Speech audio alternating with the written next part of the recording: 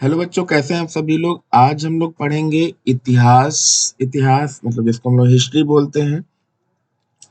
तो हिस्ट्री की अगर हम लोग बात करें तो हिस्ट्री के सोर्स के बारे में भी हम लोग बात करते हैं, क्योंकि हिस्ट्री के सोर्स की अगर हम बात करें तो हिस्ट्री को कितने भागों में बांटा गया है, इतिहास का जो शुरुआती दौर है वो कहाँ से स्टार्ट हुआ है, आज से अगर हम लोग पीछे जाएं लाखों वर्ष पहले कैसे शुरुआत हुई, कैसे इंसान आया और कहाँ-कहाँ पे इसके स्रोत मिलते हैं, कैसे रुपया, पैसा, सिक्के, कौन-सी चीज़ कैसे स्टार्ट हुई है, वो सारी चीज़ें हम लोग आज पढ़ेंगे।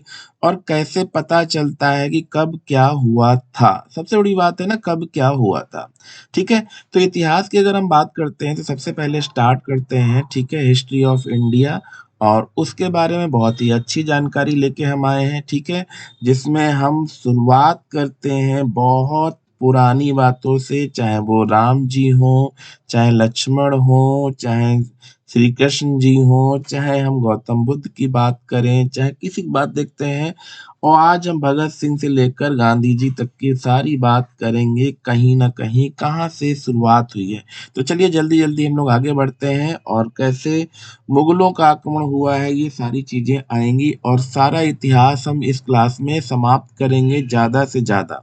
ठीक है, तो जल्दी से सारे बच्चे यहाँ पे आ जाएँ और आज हम लोग पढ़ेंगे इतिहास के जो स्रोत हैं कि कहाँ से इतिहास हमारा बनता है और इसकी शुरुआत कैसे होती है, ठीक है? तो चलिए सबसे पहले स्टार्ट करते हैं। भारत का इतिहास अगर हम बात करें, भारत के इतिहास की, तो भारत का इतिहास हमारा कब से स्टार्ट हुआ है और इसको कितने भागों में बाँटा गया है। देखिए बहुत सारे अलग-अलग स्टोन पीरियड अलग है, ठीक है? ऐसे कई सारे पीरियड हैं पर वो बहुत ज़्यादा डीप जब हम जाएँगे तब हम बताएँगे।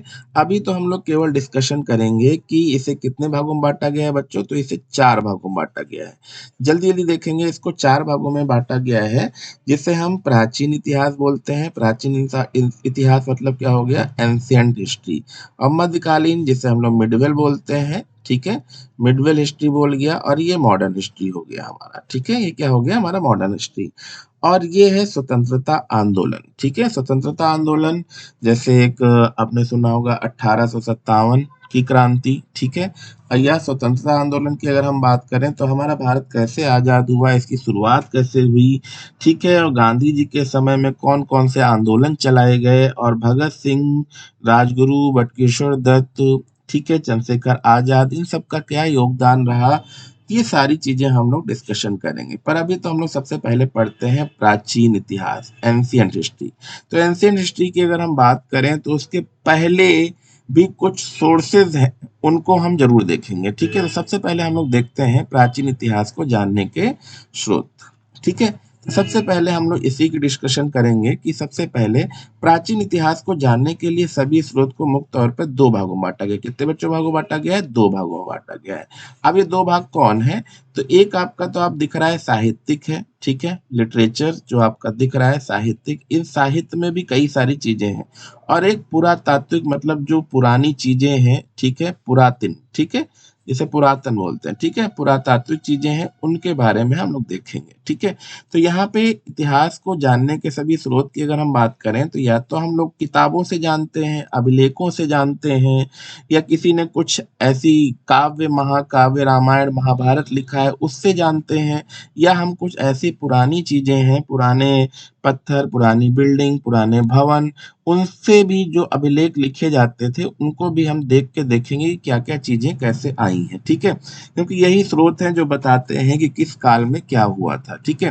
तो सबसे पहले हम लोग देखते हैं साहित्यिक स्रोत, ठीक है, लिटरेसी सोर्स। सबसे पहले हम लोग क्या देखेंगे बच्चों, लिटरेसी सोर्स की अगर हम लोग बात करें तो लिटरेसी सोर्स में को भी 2 भागों में बाँटा गया है। देखिए लिटरेसी सोर्स की अगर हम बात करें तो ये भी 2 भागों में बच्चों बाँटा गया है, ठीक है?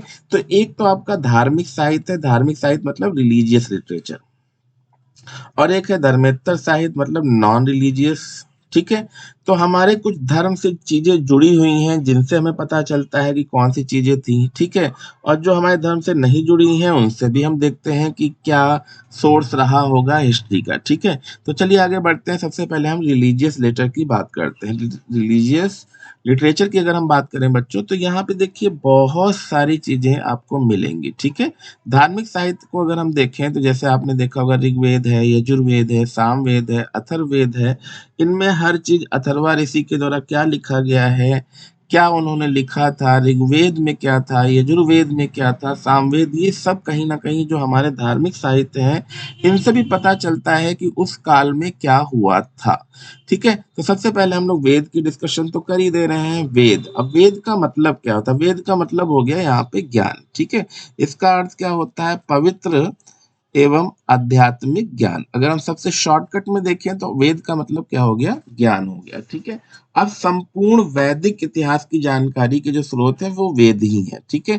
सबसे पुराने भी अगर देखा जाए तो सबसे पुराने वेदों में भी हम इनकी बात करते हैं तो इनकी संख्या 4 होती है। कभी पूछा जाए वेद कितने हैं तो आपको बोलना है ऋग्वेद है, सामवेद है, यजुर्वेद है और अथर्ववेद है, ठीक है। ऋग्वेद, सामवेद, यजुर्वेद और अथर्ववेद, इनकी संख्या कितनी है? 4 है, ठीक है। तो हमारे वेद, और वेद का मतलब क्या है तो आप डायरेक्ट बोलोगे कि ज्ञान होता है। वेद का मतलब क्या होता है बच्चों? तो ज्ञान होता है, ठीक है, नॉलेज, ठीक है। तो यहाँ पे बहुत सारी नॉलेज है, ठीक है। अपाला, ठीक है, ऐसी बहुत सी नारियां हुई हैं, ऋग्वेद में हुई हैं कि सामवेद में हुई हैं, कितने किसमें श्लोक हैं, किसमें गाय को पूजा गया है, किसमें घोड़े की बात करी गई है, ये सारी चीजें आपको इसमें देखने को मिलेंगी, ठीक है। तो सबसे पहले वेद हो गए। अब वेदांग कितने होते हैं? तो अगर हम वेदांग की बात करें तो इनसे वेदों के अर्थ को सरल ढंग से समझा जा सकता है, ठीक है। इनकी संख्या भी 6 है, ठीक है। तो वेदांग क्या होता है? देखिए, वेद तो हमने समझ लिया मतलब ज्ञान। अब ज्ञान को उस सरल ढंग से पढ़ा जाए, कैसे उसको समझा जाए, उसके लिए भी 6 तरीके हैं, ठीक है। जैसे शिक्षा, भाई शिक्षा क्या है? एजुकेशन, नॉलेज, ठीक है। तो एजुकेशन होगा तो आप क्या होगा? वेदों को अच्छे से पढ़ सकते हैं, समझ सकते हैं। वेद, शिक्षा, कल्प, व्याकरण, व्याकरण का मतलब तो आप सभी जानते हो, जैसे ग्रामर बोलते हैं, निरुक्त है, छंद है, ठीक है, जो 6 लाइनों के होते हैं, ज्योतिष विद्या है। इनसे सारी चीजों से क्या होता है कि आप वेद को अच्छे से समझ सकते हैं। तो वेद और वेदांग की बात हम लोग सुनते हैं तो वेद तो समझ में आता है। कई बार बच्चे पूछते हैं सर वेदांग क्या है? तो वेदांग क्या है? तो वेदों के अर्थ को सरल ढंग से समझा जा सके इसके लिए हम लोग वेदांग की बात करते हैं। वेदांग मतलब जो एक तरीका है, एक टाइप्स है कि हम कैसे उसको पढ़ेंगे, कैसे उसको समझेंगे। छंद क्या होता है? जिसमें 6 लाइनें होती हैं। दोहे क्या होते हैं? ठीक है, तो छंद 6 लाइन, दोहे 2 लाइन, चौपाई 4 लाइन। तो ऐसी चीजों के माध्यम से भी हम उन चीजों को समझते हैं, ठीक है। और ज्योतिष विद्या तो आप सभी लोग जानते हैं, ठीक है। अब सबसे पहले हम लोग बात करते हैं ब्राह्मणों के ग्रंथ, ठीक है। तो उस टाइम सबसे पहले अगर हम बात करें तो ब्राह्मणों में कहीं ना कहीं देखा जाए तो पढ़ाई से लेकर, ग्रंथों से लेकर काफी योगदान रहा है ब्राह्मणों का। और वेदों की अगर हम बात करें तो वेदों के अगर गद्य रूप में की गई सरल व्याख्या को, ठीक है, गद्य रूप, देखिए दो दो रूप होते हैं, गद्य होता है और एक पद्य होता है, गद्य और पद्य, ठीक है। तो यहाँ पे ब्राह्मण ग्रंथ कहा जाता है। तो ब्राह्मण ग्रंथ कहा जाता है वेदों की गद्य रूप में की गई सरल व्याख्या, तो उसे क्या बोलेंगे? ब्राह्मण ग्रंथ, ठीक है। अब आरण्यक क्या होता है? ठीक है, तो इसको भी समझ लेते हैं। भाई देखो, सबसे पहले कोई बिल्डिंग मकान तो कुछ था नहीं, ठीक है। तो सबसे पहले क्या होता है, जैसे आज भी आज लोग सुनते हो गए हिमालय पे चले गए, जंगल चले गए। तो आरण्यक क्या होता है भैया? इसकी रचना जंगलों में की गई, इसकी रचना जंगलों में की गई है। इसे ब्राह्मण ग्रंथ का अंतिम हिस्सा माना जाता है। इसका ब्राह्मण ग्रंथ का अंतिम हिस्सा माना जाता है, जिसमें ज्ञान और चिंतन की प्रधानता है, ठीक है। चिंतन की प्रधानता है। तो आरण्यक समझ गए होंगे, वेद समझ गए होंगे, वेदांग समझ गए होंगे, तो ये बहुत ही बढ़िया चीज है। अब उपनिषद बहुत ही इंपॉर्टेंट चीज है। उपनिषद, जैसे आजकल तो उल्टी गंगा बह रही है भाई। क्या होता है, गुरु कई बार बच्चों के घर पे जाता है, घर पे ट्यूशन पढ़ाता है, पर ऐसा नहीं है। सबसे पहले अगर हम बात करें, जैसे उपनिषद की अगर हम लोग बात करते थे तो उपनिषद का मतलब क्या है, ठीक है। तो ब्रह्म विद्या जैसे आपने देखा होगा, पहले भाई श्री कृष्ण जी थे, बलदाऊ जी थे, कौरव थे, चाहे पांडव थे, या राम सुना होगा, राम लक्ष्मण भरत शत्रुघ्न की बात करते हैं, तो ब्रह्म विद्या प्राप्त करने के लिए क्या गए थे? आश्रम गए थे। आपने देखा होगा श्री कृष्ण बलदाऊ का क्या हुआ वहां पे, सर का मुंडन कराया गया, जनेऊ पहनाया गया। तो ये सब चीजें क्या थी, फिर उनको वहीं आश्रम में रहना होता था, आश्रम में ही खाना बनाना होता था, और गुरु के समीप बैठ के सामने आपने देखा होगा कि पढ़ाई करते थे। एक पेड़ के नीचे सामने गुरु बैठे हुए हैं, उनके सामने, ठीक है, हमारा लोगो भी आपने देखा होगा कुछ ऐसे ही मिलता जुलता है, ठीक है। इन्हें वेदांत भी कहा जाता था, ठीक है। और इनकी संख्या बच्चों कितनी है? तो 108 है। इनकी बच्चों संख्या कितनी है? तो 108 है, ठीक है। तो भारत का जो एक राष्ट्रीय आदर्श वाक्य है, एक सेंटेंस है, जिसको हम लोग बोलते हैं सत्यमेव जयते, ठीक है। सत्यमेव जयते, सत्य की ही विजय हो, ठीक है। तो ये कहाँ से लिया गया है? तो ये भी एक बहुत इंपॉर्टेंट क्वेश्चन है कि भैया ये कहाँ से लिया गया है? तो मुंडको उपनिषद से लिया गया है। कहाँ से लिया गया है? मुंडको उपनिषद से लिया गया है। इसको ध्यान रखिएगा, बहुत ही इंपॉर्टेंट क्वेश्चन है, वेरी इंपॉर्टेंट, क्योंकि कई बार क्वेश्चन पूछा जा चुका है कि भाई सत्यमेव जयते कहाँ से लिया गया है? तो मुंडकोपनिषद से लिया गया है। ये भी एक उपनिषद है। अब श्री कृष्ण जी की अगर हम लोग बात करें, तो श्री कृष्ण जी को हम आज बहुत जानते हैं, ठीक है। जैसे ही मथुरा वृंदावन की बात आती है, बरसाने की बात आती है, तो बरसाने की बात आती है तो राधा जी को याद करते हैं। वृंदावन और मथुरा की बात करते हैं, कंस मामा की बात करते हैं, तो श्री कृष्ण जी की बात आती है। सर्वप्रथम इसका उल्लेख कहाँ मिलता है? तो इसको भी आपने देखा होगा, ये भी एक उपनिषद ही है, जिसे हम लोग बोलते हैं छांदोग्य उपनिषद में हुआ था, ठीक है। तो श्री कृष्ण का सर्वप्रथम जो उल्लेख है वो यहाँ पे मिलता है, ठीक है। तो बोलते भी हैं आज से 5000 साल पहले, ठीक है। अब यहाँ पे अगर हम बात करें महाकाव्यों की बात करें, ठीक है, जब श्री कृष्ण की बात आ गई है तो महाकाव्य की भी बात करते हैं।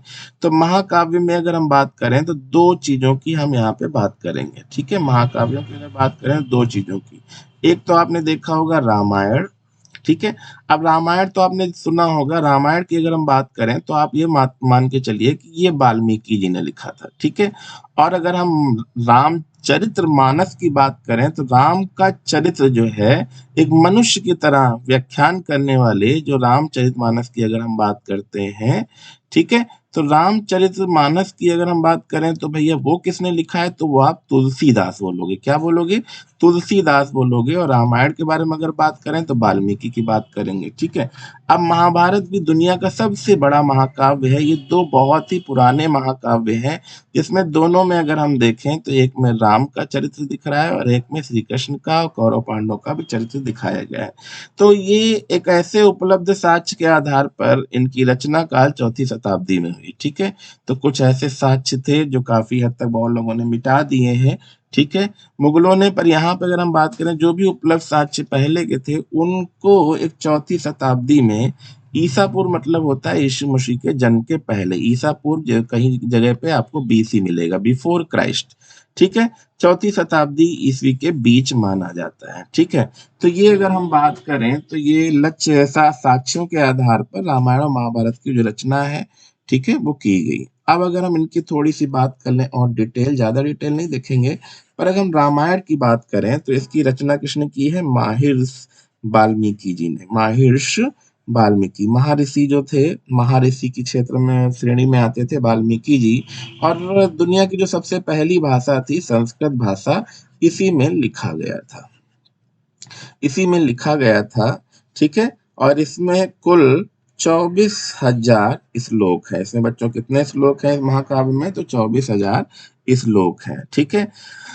अब हम रामचरितमानस की अगर हम बात करें तो रामायण तो हमने सुन लिया, तो इसमें क्या होते हैं? 8 केसेस हैं। 8 केसेस मतलब 8 कांड है। और रामचरितमानस से पूछा जाए तो 7 कांड है, 7 केसेस है, ठीक है। क्योंकि इसमें लौकुश कांड ऐड नहीं है, ठीक है। यहाँ पे केवल लास्ट जो कांड है वो उत्तर कांड है, यहाँ पे लौकुश कांड भी ऐड है, ठीक है।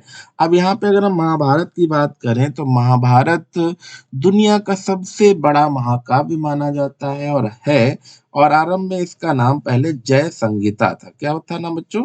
जय संगीता था। और इसके जो रचनाकार थे वो महर्षि वेद व्यास है।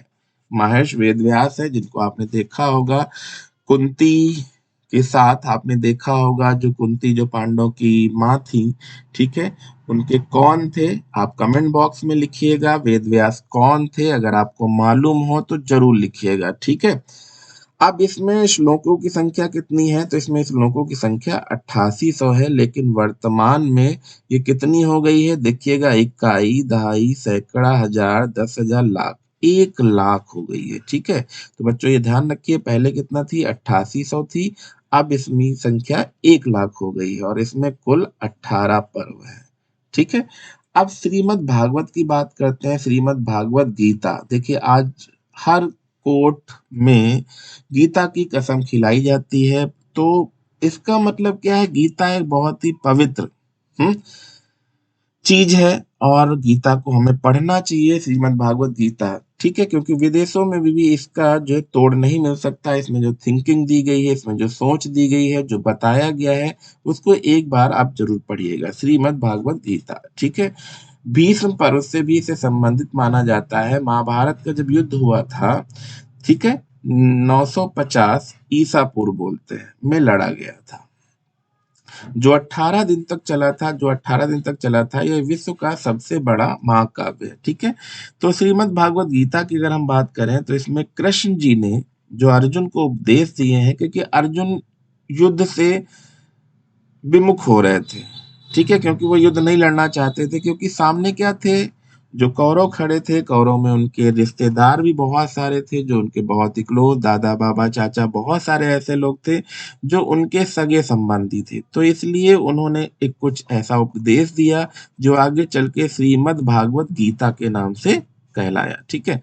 अब आगे देखते हैं पुराणों की अगर हम बात करें बच्चों, तो इस पुराण भी एक हमारे पास क्या है, ये सब एक साहित्यिक स्रोत है, ठीक है।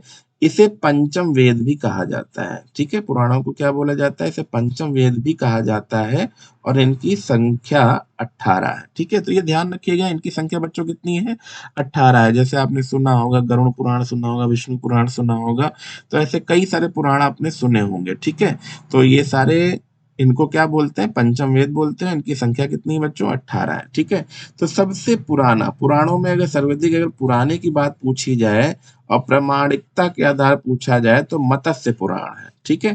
मत्स्य पुराण, ठीक है, मत्स्य पुराण जिसमें मछली के रूप में अवतार लिया था, ठीक है। तो आपने देखा होगा कैसे मत्स्य पुराण कच्छप, कछुए का रूप लिया, ठीक है। ये सारी चीजें आपको पढ़नी चाहिए, और ये सातवाहन वंश से संबंधित माना जाता है। तो सातवाहन एक वंश था, डायनेस्टी, ठीक है। तो इसको अगर हम देखेंगे, इस वंश की बात करते हैं, तो इस ये जो पुराण है इस समय से संबंधित माने जाते हैं, ठीक है।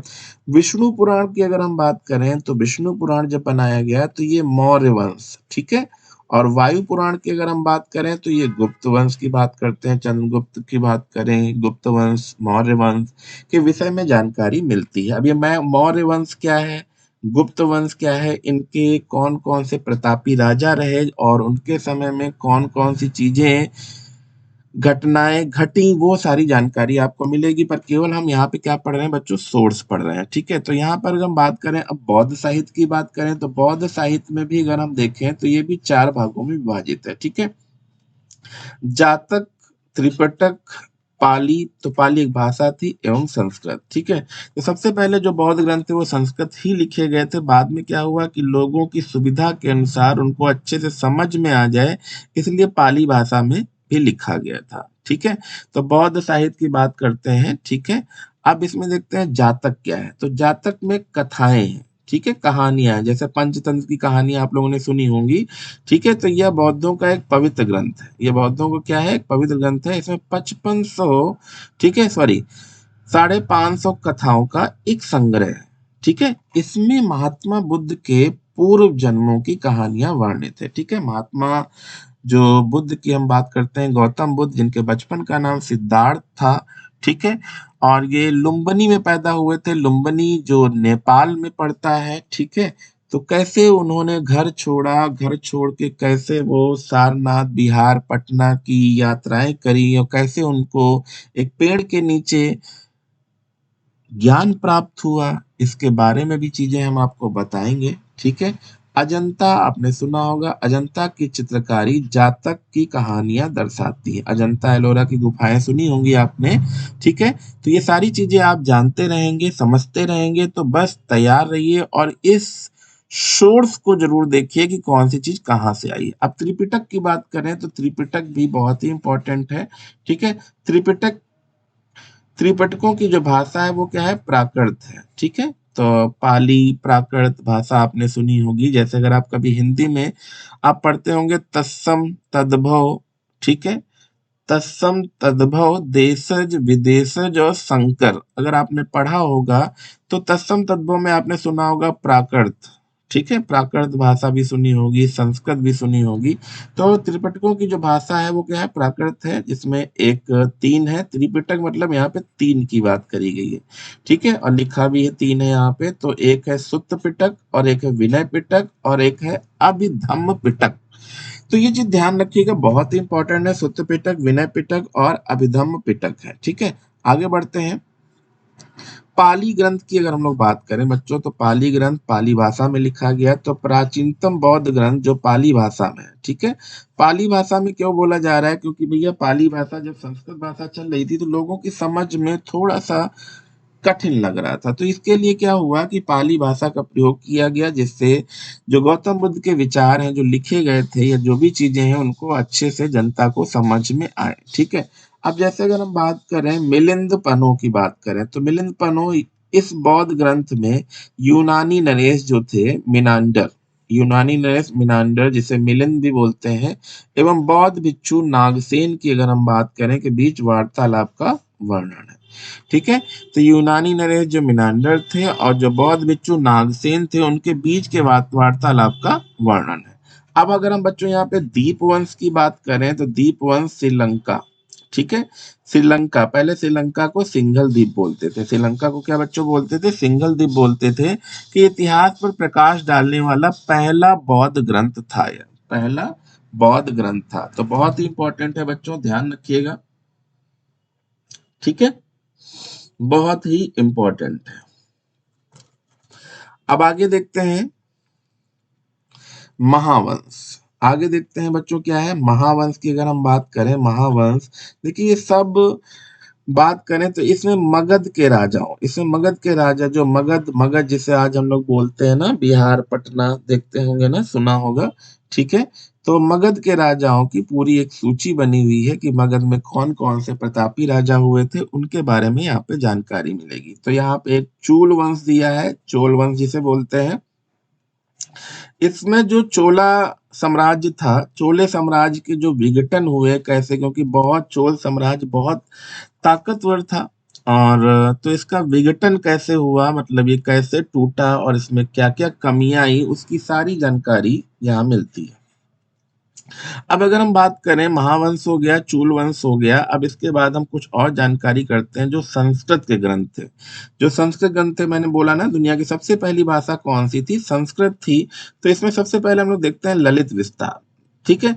तो संस्कृत भाषा में बौद्ध धर्म का ये पहला ग्रंथ था। तो मैंने बोला था ना कि पहले जो ग्रंथ लिखे थे वो संस्कृत के लिखे गए थे, पर जनता को ना समझ में आया, तो इसके लिए एक और ही आसान भाषा बनाई गई जो पाली भाषा थी, ठीक है। उसमें ग्रंथ लिखा गया है, ठीक है, जिसमें जातक कहानियां आप पढ़ते हो, ठीक है। तो संस्कृत भाषा में बौद्ध धर्म का ये पहला ग्रंथ था ललित विस्तार, ये ध्यान रखिएगा, ललित विस्तार ये कौन सा था, पहला ग्रंथ था, ठीक है। फिर दिव्यावदान देखते हैं। दिव्यावदान की अगर हम बात करें तो ये सुंग वंश था, सुंग डायनेस्टी थी, ठीक है। सुंग वंश एवं मौर्य शासकों के विषय में यहाँ पे पूरा वर्णन दिया है, ठीक है। तो आगे चलते हैं, मौर्य वंश, सुंग वंश आपने देख लिया किस में है, दिव्यावदान में है, ठीक है। तो बहुत ही इंपॉर्टेंट क्वेश्चन है, पूरा सोर्स आपको मिल रहा है, बच्चों को शेयर करते रहिएगा और स्टेटस पे अगर एक दिन आप लगा देंगे तो सारे बच्चों को जानकारी मिल जाएगी, ठीक है। तो जैन साहित्य की बात करें, कई जगह जैन और बौद्ध की बात करते हैं कि सबसे पहले कौन आया है, और जैन साहित्य भी कौन कौन से हैं, ये प्राकृत और संस्कृत भाषा में है, ठीक है। तो ये भी देखिएगा, शुरुआती दौर की हम बात करें, प्राकृत एवं संस्कृत भाषा, इसे आगम कहा जाता था, ठीक है। तो जैन साहित्य की अगर बात करें, ये प्राकृत और संस्कृत भाषा में है और इसे आगम कहा जाता था। तो ये भी बहुत इंपॉर्टेंट है। जैसे इसमें सबसे पहले देखते हैं आचराक सूत्र, तो इसमें कई सारे सूत्र आपको देखने को मिलेंगे। अचराग सूत्र क्या था, इसमें जैन भिक्षुओं के विधि निषेध एवं आचार विचारों का वर्णन दिया है। ठीक है, अब भगवती सूत्र की अगर हम बच्चों बात करें तो भगवती सूत्र में अगर देखें तो इसमें महावीर स्वामी, तो महावीर स्वामी की अगर हम बात करें, जैन धर्म की जब बात करें तो महावीर स्वामी तो जरूर आएंगे। तो महावीर स्वामी का जो जीवन था, हम्म, और उनके समय मतलब जो पैरेलल समकालिकों के साथ उनके जो संबंध का विवरण है, इसे 16 महाजन पदों में बांटा गया है। अब 16 महाजन पद क्या है वो तो आप सभी जानते होंगे। ठीक है, जो महावीर स्वामी के समकालीन मतलब कौन कौन से राज्य थे, ठीक है, उनके सारे विवरण इसमें दिए हुए हैं। तो इससे ये पता चलता है कि उस समय की घटनाएं क्या थी, उस समय का जो राजा थे उनका जो विस्तारवाद था, या उनकी सेना थी, या उनका खान पान क्या था, उसके एरिया का दृश्य क्या था, ये सारी चीजें आपको यहाँ पे मिल जाएंगी। ठीक है, अब हम प्राचीन भारत इतिहास के जो प्राचीन भारतीय इतिहास के जो स्रोत की अगर हम लोग बात करते हैं तो ये स्रोत कौन कौन से थे। तो दूसरा देखिए, पहला हम लोगों ने देख लिया है। ठीक है, रिलीजियस देख लिया था, रिलीजियस लिटरेचर। अब नॉन रिलीजियस लिटरेचर की बात करें तो नॉन रिलीजियस लिटरेचर की अगर हम लोग बात करें बच्चों, तो यहाँ पे कौन चीज कैसे आई है उसके बारे में बात करते हैं। तो सबसे पहले देखिए, इसको हमने जो भारतीय इतिहास है उसको, प्राचीन भारतीय इतिहास, इसको हमने क्या बोला था, दो भागों में बांटा गया है। ठीक है, तो सबसे पहले अगर हम बात करें पुरातत्व, तो पुरातत्व में क्या आता है, पुरातत्व मतलब पुरानी चीजें।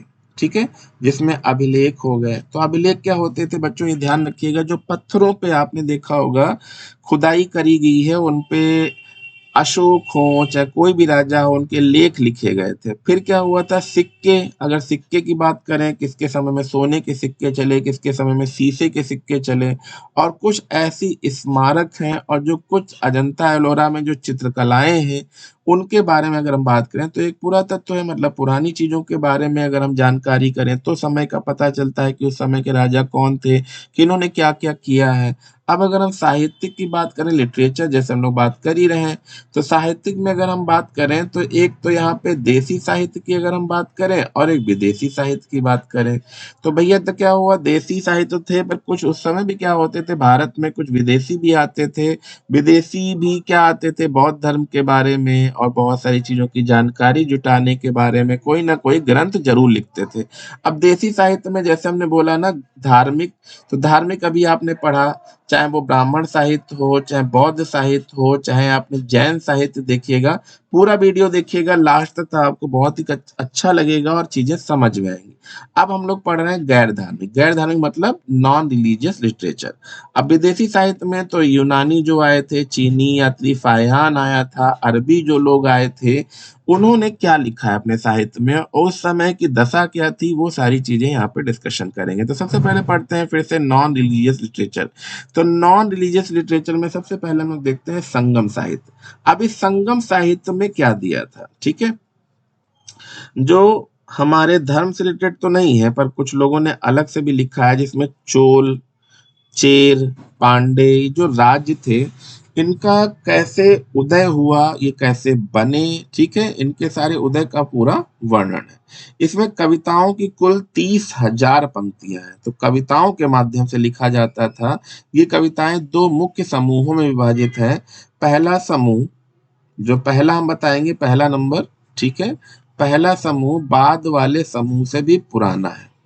ठीक है, पहला समूह बाद वाले समूह से पुराना है। ठीक है, अब यहाँ पे देखते हैं तो एक है, यहाँ पे देख ही रहे हैं, पटिनेडेकल कड़क्कू, और एक है पतुपातु। ठीक है, तो यहाँ पे चीज को ध्यान रखिएगा, ये संगम साहित्य है जिनको दो भागों में बांटा गया है यहाँ पे। ठीक है, और इसमें 30,000 पंक्तियां हैं, इनको आप जरूर याद करिएगा। अब मनु स्मृति की बात करें तो आपने कई बार सुना होगा मनुवादी, मनु स्मृति। ठीक है, कुछ अच्छी चीजें भी हैं, कुछ खराब चीजें भी हैं, हर जगह लिखी होती हैं। तो भी यह भी एक सबसे प्राचीन और प्रामाणिक ग्रंथ माना जाता है। ठीक है, इसमें तत्कालीन भारतीय राजनीतिक, सामाजिक, धार्मिक स्थितियों की जानकारी मिलती है। ठीक है, इसमें विवाह कैसे होते थे, किस टाइप के विवाह होते हैं, उनके टाइप्स भी लिखे होते थे। ठीक है, अब यहाँ पे देखिएगा इसमें विवाह के 8 प्रकार लिखे हैं। ठीक है, ब्रह्म विवाह, दैव विवाह, आर्य विवाह, प्रजापत्य विवाह। ठीक है, अब गंधर्व विवाह, गंधर्व विवाह जैसे आप लोग लव मैरिज वगैरह सुनते होंगे। ठीक है, असुर विवाह, राक्षस विवाह जो भगा के ले जाते जबरदस्ती करते थे। ठीक है, पैशाच विवाह। तो ये कई तरह के अलग अलग विवाह दिए हुए हैं। ठीक है, ठीक है, तो ये असुर हैं, राक्षस हैं, पिशाच हैं, ये क्या होते थे, तो जो जबरदस्ती करते थे, जबरदस्ती भगा के ले जाते थे, तो इस टाइप के राक्षस विवाह भी बोले जाते थे। तो इनकी ये अलग अलग तरह से लिखे हुए हैं, इनको सारा हम आपको बताएंगे। पर सबसे पहले हम लोग यहाँ पे नोट कर लेते हैं कि एक अलग चीज की कई बार आपने सुना होगा, अनुलोम विवाह क्या है, प्रतिलोम विवाह क्या है। तो अनुलोम विवाह का अनुलोम विवाह क्या होता था, उच्च वर्ग के पुरुष का निम्न वर्ग की स्त्री के साथ शादी करना क्या कहलाता था, अनुलोम विवाह कहलाता था। ठीक है, तो पहले ये चीजें चलती थी कि उच्च वर्ग के पुरुष निम्न वर्ग की शादी शादी करना अनुलोम विवाह कहलाता था। या प्रतिलोम विवाह क्या था कि उच्च वर्ग की कन्या का निम्न वर्ग के पुरुष के साथ शादी करना क्या होता था, प्रतिलोम विवाह कहलाता है। जैसे अनुलोम विलोम पढ़ा था ना, अनुलोम विलोम का क्या हुआ मतलब, ठीक है, तो उल्टा हो गया। ठीक है, तो यहाँ पे आप अनुलोम में देख रहे हो कि क्या हो गया, जो उच्च वर्ग है वो निम्न वर्ग में शादी कर रहा है। ठीक है, और यहाँ पे प्रतिलोम विवाह क्या है कि जो उच्च वर्ग की कन्या है, मतलब यहाँ पे जो फीमेल है वो क्या कर रही है, निम्न वर्ग के पुरुष के साथ शादी कर रही है। ठीक है, तो यहाँ पे अनुलोम विलोम प्रतिलोम आप समझ गए होंगे। अब नारद स्मृति की बात करते हैं, नारद स्मृति। ठीक है, इसमें गुप्त वंश के विषय में पूरी जानकारी मिलती है। ठीक है, तो नारद स्मृति में क्या मिलता है, गुप्त वंश, गुप्त वंश चंद्रगुप्त मौर्य का नाम आपने सुना होगा। ठीक है, अब यहाँ पे विष्णुगुप्त का नाम सुना होगा। अर्थशास्त्र की बात करते हैं, अर्थशास्त्र इकोनॉमिक्स की बात करते हैं, तो एक बहुत ही फेमस आचार्य हुए थे जो आज भी बहुत फेमस है, जिनको हम बोलते हैं चाणक्य। ठीक है, तो चाणक्य कौन थे, तो भाई आपने सुना होगा, चंद्रगुप्त का नाम सुना होगा, तो उनके एक राजनीतिक गुरु थे। उनका अगर हम सबसे पहले नाम देखते हैं तो विष्णुगुप्त था। जब छोटे थे तो सबसे पहले उनका नाम विष्णुगुप्त ही था। फिर बाद में वो कौटिल्य हो गए जब इकोनॉमिक्स के क्षेत्र में आया। ठीक है, और बाद में उन्हें हम चाणक्य भी बोलते हैं। ठीक है, क्या बोलते हैं बच्चों, चाणक्य द्वारा संस्कृत भाषा में रचित इस ग्रंथ को भारतीय राजनीति का पहला भारतीय ग्रंथ माना जाता है। इसमें 6000 श्लोकों वाले इस ग्रंथ में मौर्यकालीन राजनैतिक, ठीक है, मतलब पॉलिटिकल, सोशल और इकोनॉमिक कंडीशन और धार्मिक स्थितियों का पूरा वर्णन है। ठीक है, कि किस तरह से बस चाणक्य क्या थे, कौटिल्य क्या थे, बस थोड़ा सा एक अपमान की वजह से उन्होंने एक बच्चे को एक ऐसा राजा बनाया जो बहुत ही प्रतापी राजा बनाया। शायद आपने घनानंद का नाम सुना होगा। ठीक है, तो वहां से अपमानित होकर जो एक विष्णुगुप्त थे वो कौटिल्य से चाणक्य कैसे बने, ये सारी कहानी हम आपको जरूर बताएंगे। ठीक है, अब आगे देखते हैं मुद्रा राक्षस। तो मुद्रा राक्षस भी बहुत ही इंपॉर्टेंट है। तो विशाख दत्त का नाम सुना होगा, विशाख दत्त द्वारा, ठीक है, विशाख दत्त द्वारा रचित इस नाटक में चंद्रगुप्त मौर्य, कौन, चंद्रगुप्त मौर्य तथा उनके गुरु चाणक्य द्वारा नंदवंश, नंदवंश जहाँ का राजा घनानंद था, ठीक है, उसका पतन कैसे हुआ, कैसे उसको हराया और कैसे मौर्य वंश की स्थापना हुई, इसका पूरा वर्णन यहाँ पे मिलता है। ये इतिहास में भी आपको पढ़ने को मिलेगा। ठीक है, जब हम लोग पढ़ाएंगे। ठीक है, अब ये देखिए, मुद्रा राक्षस हमने देख लिया, इसमें क्या है, किसके बारे में वर्णन है, ये हमें इतिहास का स्रोत बताते हैं, उस समय का वर्णन बताते हैं जिस समय कौन कौन सी घटनाएं हुई थी। तो इनको बच्चों जरूर याद रखिएगा क्योंकि पेपर में पूछ लेता है कि किसमें क्या क्या वर्णन है।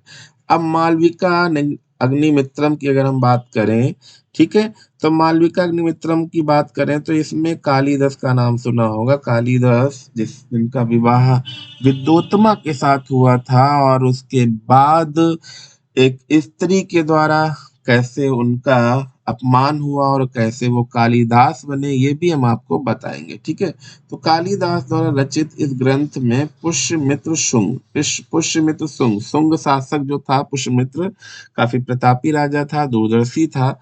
उनके जो पुत्र थे सन अग्निमित्र के समय की जितनी भी, ठीक है, राजनीतिक स्थिति थी, और शुंग एवं यवन जो विदेशी थे, उनका जो संघर्ष दिखाया गया है, कौन कौन सी लड़ाइयां हुई हैं, उसका पूरा वर्णन मालविका अग्निमित्रम में दिखता है। ठीक है, तो ये चीज ध्यान रखिएगा। कालिदास। बच्चों अब यहाँ पे देखते हैं हर्षचरित।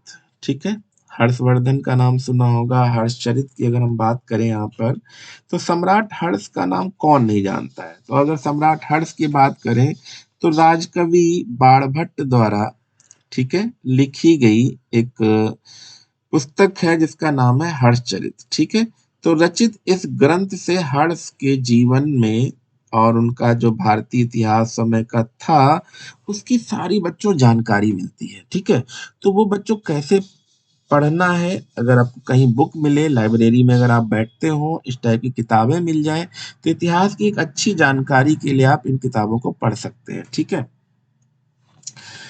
स्वप्न वासवदत्तम, तो महाकवि भास, इनका नाम आपने बहुत कम सुना होगा, पर बहुत ही अच्छे कवि थे, द्वारा रचित इस ग्रंथ में वसराज उदयन और चंड प्रद्योत के संबंधों का उल्लेख है। ठीक है, तो उदयन के बारे में हम आपको जरूर बताएंगे कौन थे। ठीक है, तो इस ग्रंथ में वसराज उदयन और चंड प्रद्योत के संबंधों का पूरा एक उल्लेख दिया है। ठीक है, आगे बढ़ते हैं। विदेशी लेखक। ठीक है, तो ये तो हम लोग जान ही गए। अब विदेशी लेखक कौन थे, ठीक है, क्योंकि विदेशी लेखक भी जानना जरूरी है। ठीक है, क्योंकि आपने देखा होगा विदेशी लेखक जो बाहर से आए, उन्होंने हमारे यहाँ के राजाओं के बारे में जो वर्णन किया है, वो भी बहुत ही इंपॉर्टेंट है। ठीक है, तो चलिए आगे बढ़ते हैं।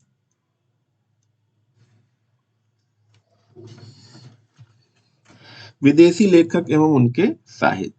तो भारत में आने वाले जो विदेशी यात्री थे वो कौन कौन थे, इनके बारे में हम लोग डिस्कशन करेंगे। तो जैसे सबसे पहले आप देख रहे हो, यूनानी यात्री जो थे, कुछ अफ्रीकी यात्री थे, चीनी यात्री भी थे और अरबी यात्री भी थे। ठीक है, तो ये बहुत ही इंपॉर्टेंट है, खासकर SSC, CGL, police, UPSC, railway exam के लिए बहुत ही बच्चों इंपॉर्टेंट है। ठीक है, तो ये कई बार पेपर में पूछा जाता है, फायान के बारे में पूछा जाता है, ह्वेनसांग के बारे में पूछा जाता है। तो ये जरूर बच्चों जरूर पढ़िए, और बहुत ही इंपॉर्टेंट पार्ट है ये। ठीक है, तो इसका ध्यान जरूर रखिएगा। ठीक है, चलिए आगे बढ़ते हैं। हेरोडोटस। हेरोडोटस का नाम सुनिएगा, हेरोडोटस, कई जगह हेरोडोटस लिखा हुआ है, कई जगह हेरोडोटस लिखा हुआ है। तो इसे इतिहास का पिता कहा जाता है, फादर ऑफ हिस्ट्री जिसे बोलते हैं। फादर ऑफ हिस्ट्री की अगर हम बात करें तो हेरोडोटस को बोला जाता है। इन्होंने क्या लिखा था, हिस्टोरिका। देखिए, इतिहास तो हमारे वहाँ भी बहुत सारे लोगों ने लिखा था, पर कहते हैं ना कि मार्केटिंग नहीं हो पाई हमारे वहाँ। अब मार्केटिंग नहीं हो पाई तो फादर ऑफ हिस्ट्री देखिए हेरोडोटस कहला गए। ठीक है, तो इन्होंने हिस्टोरिका नाम की एक बुक लिखी थी, एक पुस्तक लिखी थी, जिसमें भारत के बारे में, ईरान के बारे में, ईरान, ठीक है, जो पहले फारस था, के बीच आपसी संबंधों का पूरा वर्णन दिया हुआ है। ठीक है, तो फादर ऑफ हिस्ट्री एक क्वेश्चन यहाँ पे मिलता है, तो कौन है, हेरोडोटस। ठीक है, हेरोडोटस या हेरोडोटस अगर लिखा मिल जाए। और इन्होंने कौन सी बुक लिखी थी, हिस्टोरिका, ये भी आपको ध्यान रखना है। आप देखिए, सबसे बड़ी बात है मैगस्थनीज की नाम अगर हम बात करें, मैगस्थनीज, तो ये जो चंद्रगुप्त मौर्य राजा थे, उनके दरबार में आए थे। अब कैसे आए हैं उनके बारे में देखते हैं। चंद्रगुप्त के दरबार में जो सेल्यूकस निकेटर था, सेल्यूकस निकेटर का राजदूत था। कौन था, मैगस्थनीज था। सेल्यूकस निकेटर का राजदूत था।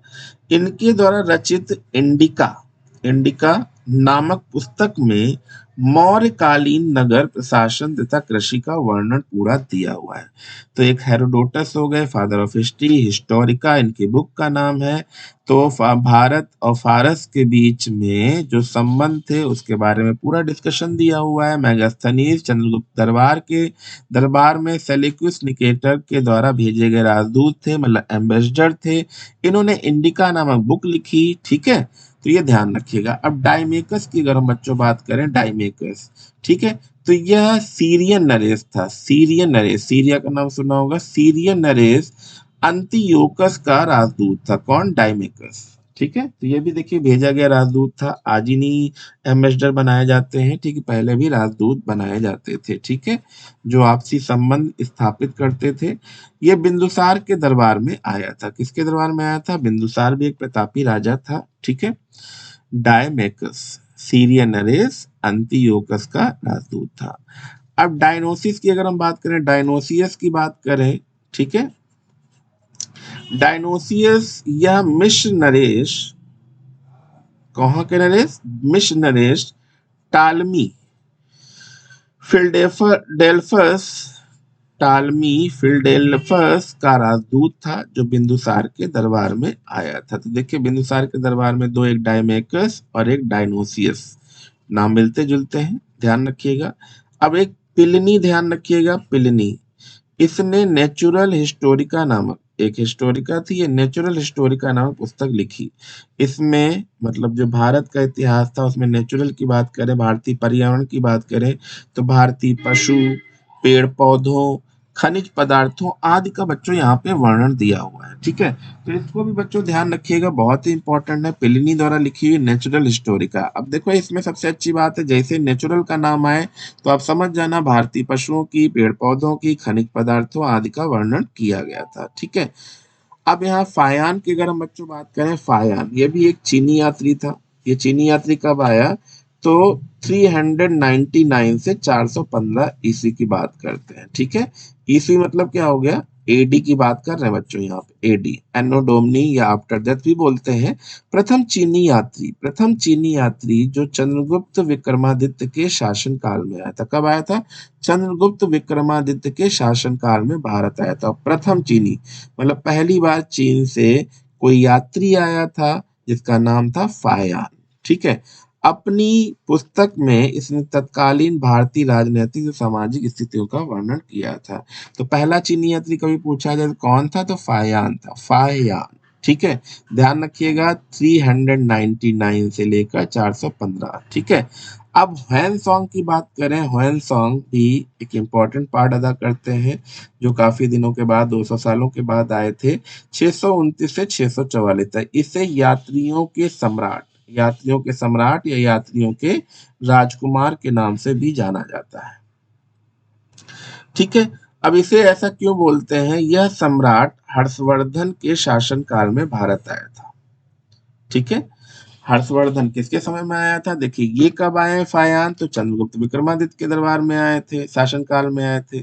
और ह्वेनसॉन्ग कब आए थे? तो ये ह्वेनसॉन्ग के शासन, हर्षवर्धन के शासनकाल में आए थे ह्वेनसॉन्ग। इसके द्वारा जो लिखित यात्रा, मतलब जो पहले देखा, जैसे एक पुस्तक का नाम सुना होगा आपने, अथातो घुमक्कड़ जिज्ञासा, एक लेशन है, ठीक है, जो राहुल संकृतायन जी ने लिखा था। तो यहाँ भी इसने यात्रा के बारे में पूरा विवरण लिखा हुआ है, ठीक है। जिस बुक का नाम है सी यू की, सी यू की पुस्तक का नाम है सी यू की, से तत्कालीन भारत के संबंध में जानकारी मिलती है, ठीक है। इसने नालंदा विश्वविद्यालय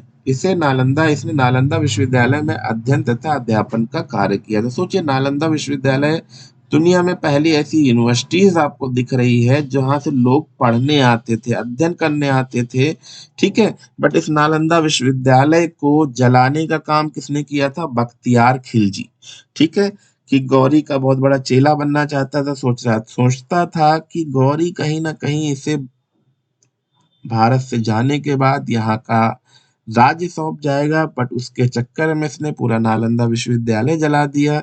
और अध्ययन की देखो बच्चों यहाँ पे बात कर रहे हैं, तो अध्ययन मतलब वहां पे इतनी सारी किताबें थी, तो माना जाता है काफी दिनों तक वो जलती रही, ठीक है। तो बच्चों विदेशियों ने, खासकर मुगलों ने, ठीक है, और बहुत सारे मुस्लिम आतंकियों ने हमारे भारत का बहुत सारी चीज़ों को नुकसान पहुँचाया है, ठीक है? अब इस सिंह की बात करें, इस सिंह देखिए ये भी एक चीनी यात्री था। ये भी कौन था? एक चीनी यात्री था। इसने 670 ईस्वी के आस-पास भारत के बिहार प्रदेश का भ्रमण किया, ठीक है? इसने नालंदा विश्वविद्यालय में अध्ययन भी किया था। देखिए इसने भी नालंदा विश्वविद्यालय में क्या किया था? अध्ययन किया था। तो ऐसे बहुत सारी चीज़ें बच्चों इम्पोर्टेंट हैं, इनको ध्यान रखिएगा। अब हम लोग बात करते हैं कुछ पुरानी चीज़ों के बारे में बात करते हैं, तो पुरातत्व में कौन-कौन सी चीज़ें हैं?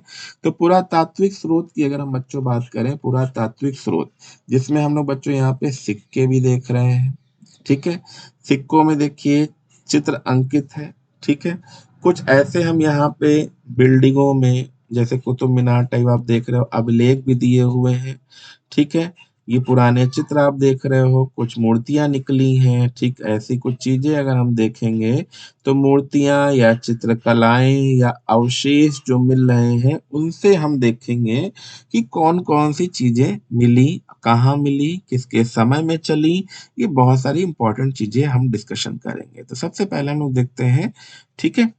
नेक्स्ट सेशन में देखिए जो आप देख रहे हो ना, ये नेक्स्ट सेशन जो पार्ट 2 होगा हिस्ट्री का, उसमें हम डिस्कशन करेंगे पुरातात्विक स्रोत का।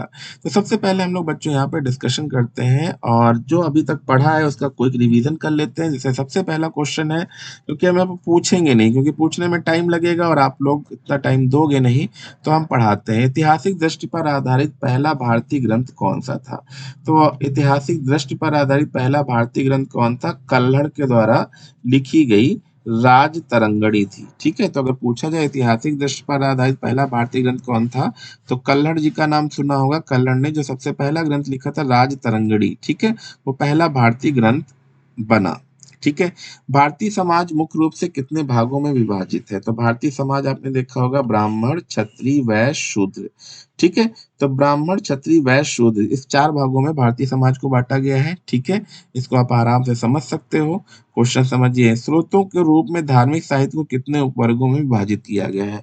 तो भाई स्रोत को तो हम लोगों ने अभी पढ़ा था, तो स्रोत के हिसाब से हिंदू धर्म से संबंधित जितने साहित्य थे, जैसे ब्राह्मण साहित्य बोल रहे थे, बौद्ध साहित्य भी हम लोगों ने अभी देख लिया है, जैन साहित्य, ठीक है?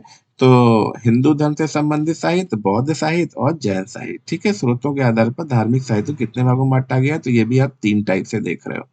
प्राचीन, सबसे प्राचीन मतलब पुराना, सबसे पुराना वेद कौन-सा है? तो आप सभी जानते हैं कौन-सा है?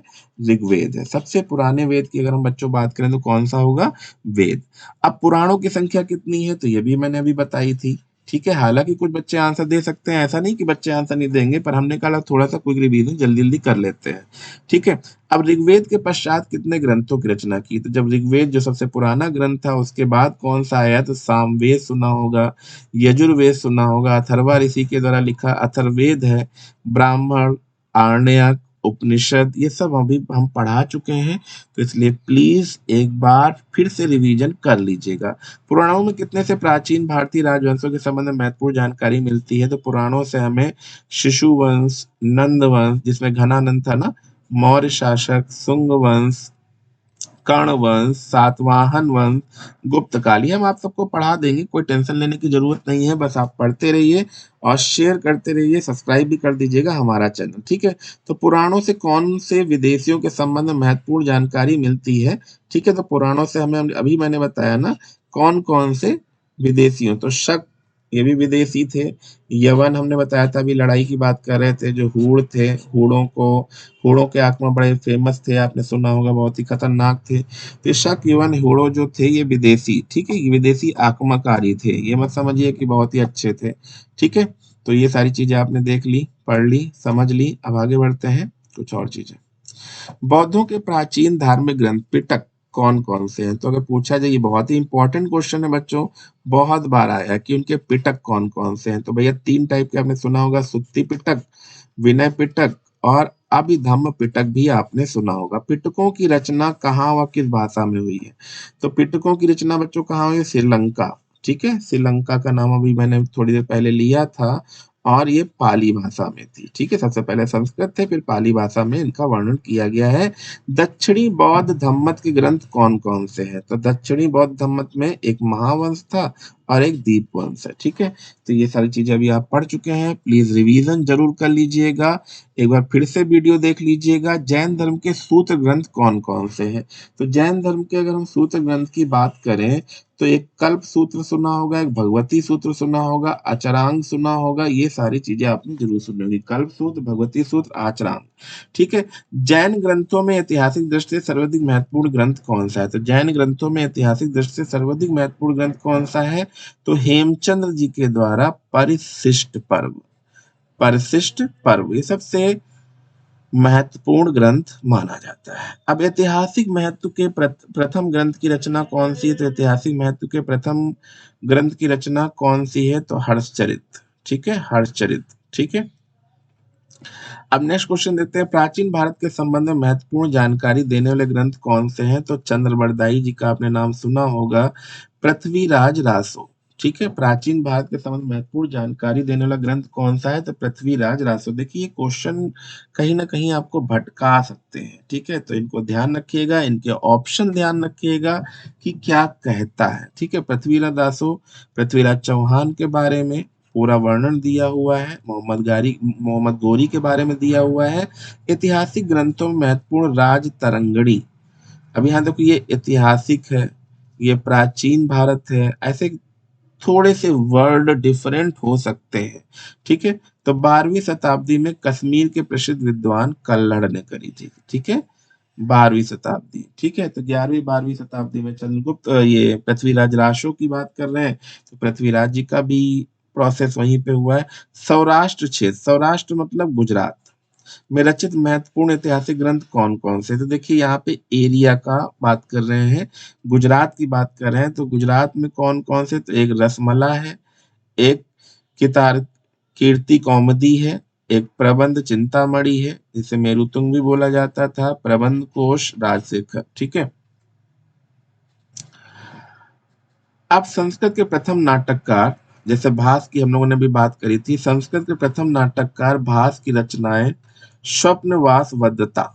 ठीक है, या प्रतिज्ञा योगांधारण में किसकी जानकारी प्राप्त होती है? तो वत्सराज जो उदयन थे और उनकी समकालीन जो परिस्थितियां थी उसके बारे में वर्णन मिलता है। ठीक है, तो वत्सराज उदयन ऑप्शन में दिया होगा, कई सारे वत्सराज उदयन, शक वंश, ये वंश, तो उसका थोड़ा सा ध्यान रखिएगा। मौर्य काल की आरंभ व्यवस्था में कौन कौन सी रचना जानकारी प्रदान करती है? तो विशाख दत्त जो थे उनके द्वारा लिखा गया मुद्रा राक्षस। ठीक है, ये मैंने अभी पढ़ाया था, इसको जरूर आप एक बार रिवीजन कर लीजिएगा। कालिदास ने अभिज्ञान शकुंतलम में किसकी जानकारी दी है?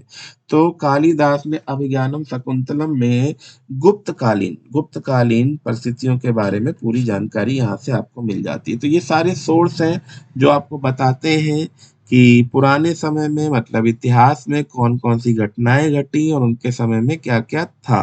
तो इसको जरूर पढ़ लीजिएगा बच्चों। ठीक है, मौर्य, तो मौर्य में अगर मौर्य जो साम्राज्य था उसके जो उत्तराधिकारी थे श्रृंगों के बारे में कौन सा नाटक जानकारी देता है? तो कालिदास द्वारा रचित जो हमने बताया था ना, मालिका विघ्न अग्निमित्रम के बारे में बात करते हैं, तो इसमें सारी जानकारी मिलती है। मौर्यों की प्रशासनिक व्यवस्था के संबंध में कौन सा ग्रंथ महत्वपूर्ण जानकारी देता है? तो मौर्यों की प्रशासनिक व्यवस्था के संबंध में कौन सा महत्वपूर्ण? तो कौटिल्य, कौटिल्य जिनको चाणक्य भी बोलते हैं और बचपन का नाम विष्णुगुप्त भी था। तो यहाँ पे देखिए प्रशासनिक व्यवस्था की बात करते हैं, तो राइट आंसर बच्चों क्या हो जाएगा? अर्थशास्त्र हो जाएगा। अभिलेखों की दृष्टि से किस शासक का काल सर्वाधिक महत्वपूर्ण है? अभिलेखों की दृष्टि से किस शासक का काल सर्वाधिक महत्वपूर्ण है? तो मौर्य सम्राट अशोक का काल था, मौर्य सम्राट अशोक का काल था। बस कुछ और क्वेश्चन, भारतीय इतिहास के निर्माण में किन अभिलेखों की सहायता मिलती है? तो अशोक के अभिलेख आपने सुने होंगे, अशोक के अभिलेख हो गए। ठीक है, अशोक के अभिलेख हो गए। कलिंगराज खारवेल का हाथी गुम्फा अभिलेख हो गया, कलिंगराज। समुद्रगुप्त का नाम भी सुना होगा, का प्रयाग प्रशस्ति अभिलेख हो गया। चंद्रगुप्त द्वितीय का जो है महारौली अभिलेख हो गया, स्तंभ लेख हो गया, महारौली जो एक स्तंभ है उसमें भी आपने पढ़ा होगा स्कंदगुप्त का भीतरी स्तंभ लेख। पहले क्या होता था, लोग लिखवा देते थे, जैसे आजकल हम लोग देखते हैं फ्लैक्स लगे रहते हैं, ये चीजें लगी रहती हैं, या कई जगह आपने देखा होगा रोड के किनारे लिखा होता है, किसी मंत्री का नाम लिखा हुआ है, रोड का नाम लिखा हुआ, पहले ऐसे स्तंभ पे लिखवा दिया जाता था। अब अगर हम सातवाहन की बात करें, सातवाहन, ठीक है, शकों व कुषाणों के संबंध में मुख्य रूप से किस पर निर्भर रहना पड़ता था, तो वो सिक्कों पर। ठीक है, तो अगर इन सब चीजों के बारे में अगर बात करें, सातवाहन, शकों और कुषाणों का जो संबंध है मुख्य रूप से किस पर निर्भर पड़ता है, तो ये सिक्के, इस पे सिक्के से ही आपको डिटेल मिल सकती है, इसके अलावा और कोई प्रूफ नहीं है। ठीक है, तो गुप्त काल के अधिकांश सिक्कों पर, गुप्त काल के अधिकांश सिक्कों पर विष्णु एवं गरुड़ के चित्र अंकित होने से क्या प्रतीत होता है, तो ये आप समझ गए होंगे कि जो जिसका श्रद्धा थी, या जो जिसके मेन उपासक थे, उन्होंने वो चित्र बनवाए। जैसे यहाँ पे अगर हम बात करें तो गुप्त शासक जो थे वो विष्णु उपासक थे। कौन थे? विष्णु उपासक थे। विदेशों में प्राप्त कौन से स्मारक भारत के प्राचीन इतिहास को समझने में सहायक हुए? अब देखो, विदेशों में भी कौन से स्मारक है, जैसे अभी आपने सुना होगा अशोक ने बौद्ध धर्म के प्रचार के लिए, अशोक ने बौद्ध धर्म के प्रचार के लिए अपने बेटे बेटी को जो है लंका भेजा था, बाहर भेजा था, तो इससे भी पता चलता है। ठीक है, तो जावा, जावा एक जगह है में स्थित जो है बोरोबुदुर मंदिर, बोरोबुदुर मंदिर की अगर हम बात करें, वह प्रबनम मंदिर, कंबोडिया में अंकोर वाट, ठीक है, अंको खाट मंदिर, बोर्नियो में मुकरकमन में मिली विष्णु की प्रसिद्ध स्वर्ण मूर्ति, मलाया में शिव पार्वती गणेश की मूर्तियां भी हैं, जिनसे पता चलता है स्थिति के बारे में, हमारे सोर्सेस के बारे में। ठीक है, प्राचीन भारत के इतिहास को व्यवस्थित रूप प्रदान करने में किन किन विदेशी विवरणों का महत्वपूर्ण योगदान रहा है, तो यूनानी विवरण था, चीनी, जिनमें हम अभी बता चुके हैं, फायान की बात कर रहे थे, तिब्बती विवरण। कौन कौन से यूनानी और भारतीय इतिहास के संदर्भ में विशेष तौर पर महत्वपूर्ण है, तो जैसे हेरोडोटस, फादर ऑफ हिस्ट्री जिन्हें बोलते हैं, निरियाकस, मैगस्थनीज का नाम सुना, डायमेकस का नाम सुना, कार्टियस, एरियन, प्लूटार्क, स्ट्रैबो आदि का विवरण प्रमुख है। ठीक है, तो चलिए आगे बढ़ते हैं, कुछ और चीजें बहुत ही इंपॉर्टेंट है। मैगस्थनीज, अब मैगस्थनीज का देखिए बहुत ही फेमस ग्रंथ था, कौन सा? चंद्रगुप्त मौर्य के समय में या उनके राज्य के बारे में जो डिटेल लिखी है वो कौन सी है? इंडिका। तो ये बहुत ही फेमस है, इससे बहुत सारी डिटेल मिल जाएगी, अगर आप कभी मिले तो जरूर पढ़िएगा। चीनी यात्री फाह्यान की अगर हम बात करें, किस शासक के समय भारत आया, तो चंद्रगुप्त द्वितीय, चंद्रगुप्त जो द्वितीय थे उनके समय में आया था।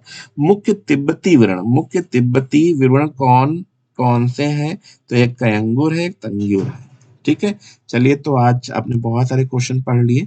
ठीक है, और हमारे चैनल को सब्सक्राइब जरूर करिएगा, सीपी गुरु है, और जो एकेडमिक क्लासेस भी हैं, ठीक है, करंट अफेयर गुरु भी है, तो इसमें आपको हिस्ट्री भी हम पढ़ाते चले जा रहे हैं, और बहुत सारी डिटेल भी हम आपको बताएंगे। ठीक है, तो तब तक के लिए धन्यवाद, और पार्ट 2 जो पुरातात्विक स्रोत है उनके बारे में हम डिस्कशन करेंगे।